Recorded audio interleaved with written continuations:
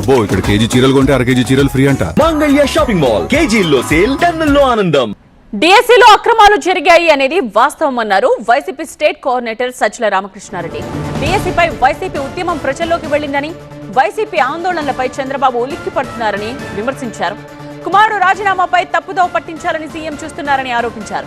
డిఎస్సీపై YCP పోరు ఆగదు, మంత్రి లోకేష్ తప్పించుకోలేరు అన్నారు సజ్జల. తాము ప్రశ్నిస్తూ ఉంటే చంద్రబాబు లోకేష్ ఎందుకు స్పందించడం లేదని అడిగారు.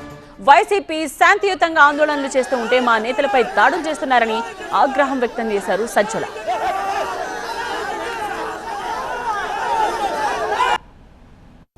అక్రమాలు జరిగాయి, లీకేజీ జరిగింది అన్నది వాస్తవం కాబట్టే చంద్రబాబు నాయుడు గారు ఉలిక్కి పడుతున్నారు. ప్రతిసారి దీన్ని ఎలా తొక్కాలని చూస్తున్నారు. తన కొడుకు రాజీనామాకు చేసిన డిమాండ్ పక్కదారి పట్టించాలని ఎట్లా అని చూస్తున్నారు.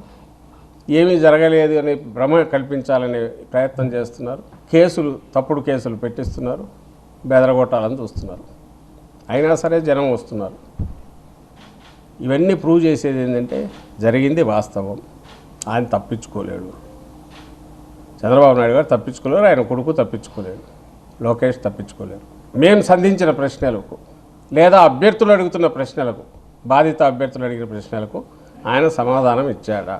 ఆయన కానీ, ఆయన తనయుడు కానీ, లేదా ఆయన పార్టీ కానీ, లేదా అధికారులు కానీ ఎంతసేపు ఉన్నా అంతా బాగానే ఉంది, ఇదేదో పొలిటికల్ మోటివ్స్తో చేస్తున్నారు. అంతా బాగానే ఉంది, మేము ఇన్ని వేల ఉద్యోగాలు ఇచ్చాము, ఉద్యోగాలు వచ్చిన వాళ్ళందరూ హ్యాపీగా ఫీల్ అవుతున్నారు, మధ్యలో వీళ్ళు కడుపు మంటతో ఉద్యమం అని ఏదో చేస్తున్నారు అని నింద ఇటువైపు వేయాలని చూస్తున్నారు. ఈ రోజు కూడా చంద్రబాబు నాయుడు గారు అదే అన్నారు.